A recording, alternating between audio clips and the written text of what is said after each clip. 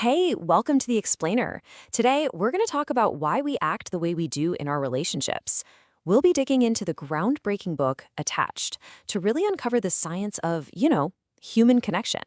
So, have you ever been there? You're in a new relationship and you just feel totally consumed by it, where every single text message, every phone call, or maybe more importantly, the lack of a phone call, sends you into this total spiral of anxiety? Or maybe you've been on the other side of things. You meet someone who's just great, things are going really well, and then bam, out of nowhere, you get this overwhelming urge to just pull away. You start to feel kind of suffocated. And what about this one? Maybe you're in a long-term, committed relationship. On the surface, everything looks fine, right? But deep down, you just feel this profound sense of disconnection. It's almost like you and your partner are speaking two completely different languages. So what if I told you that all these feelings, that anxiety, that urge to run away, that deep loneliness, what if they aren't just random quirks of your personality? It turns out they're actually predictable patterns. And believe it or not, there's a science to why they happen. It's a framework that can seriously help us understand and navigate the whole thing. All right, let's dive right in. We're about to unpack a framework that's honestly like a decoder ring for human connection. It's going to help us see the hidden logic behind why our romantic lives play out the way they do. And this framework is called adult attachment theory. Now, what it basically argues is that our need to connect with a special someone, it's not a choice. It's not a weakness. It's actually a survival mechanism that's been literally hardwired into our brains by millions of years of evolution. Okay, so let's get into the science of attachment itself.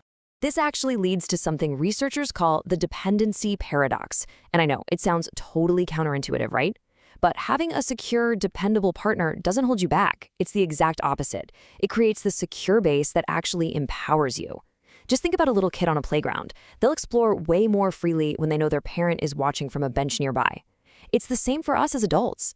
That emotional safety net is what gives us the confidence to take bigger risks, whether it's in our careers or our personal lives.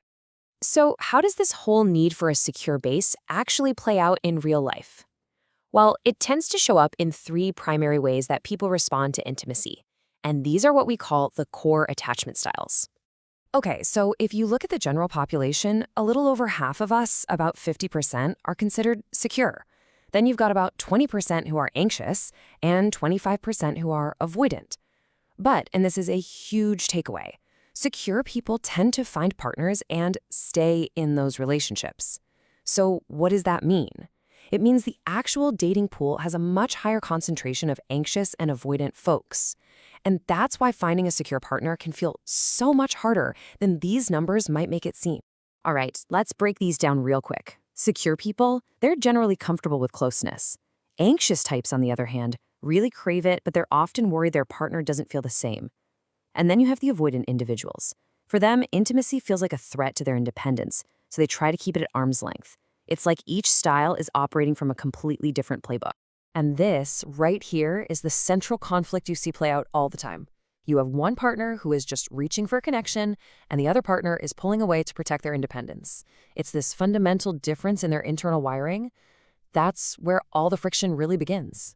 So what happens when these different styles actually try to build a life together? Well, as you can probably guess, it often creates a very predictable and often very painful dynamic. This is what's known as the classic anxious avoidant trap. Let's imagine a couple, right? Tamara has an anxious style and Greg has an avoidant one. Her constant need for reassurance makes him feel trapped, smothered. So what does he do? He pulls away. And his pulling away makes her feel super insecure and desperate for connection. You can see how they get stuck in this self-perpetuating cycle of push and pull. So when an anxious person's attachment system gets activated, when they feel that distance from their partner, they often resort to something called protest behavior. Now, this could be anything from calling and texting way too much to even threatening to leave. Look, it isn't rational. It's a deep, primal, instinctual attempt to get their partner's attention. But the irony is, these actions almost always have the exact opposite effect. Because what happens in response, the avoidant partner just doubles down on what are called deactivating strategies. These are all these subconscious thoughts and behaviors designed to do one thing: suppress intimacy and create space. So they might suddenly start finding fault with their partner over little things, or maybe they just mentally check out. It's all about reinforcing their own sense of independence. Now, understanding this whole dynamic isn't about placing blame at all. It's really about recognition. So the big question is, how do you figure out your own style and start building a path toward more security in your relationships? So, the path to a more secure connection really boils down to three key steps. First, you've got to identify your own style. You need to understand your own wiring and what your triggers are. Second, you have to learn to recognize your partner's patterns and to see them not as personal attacks, but as their attachment system at work.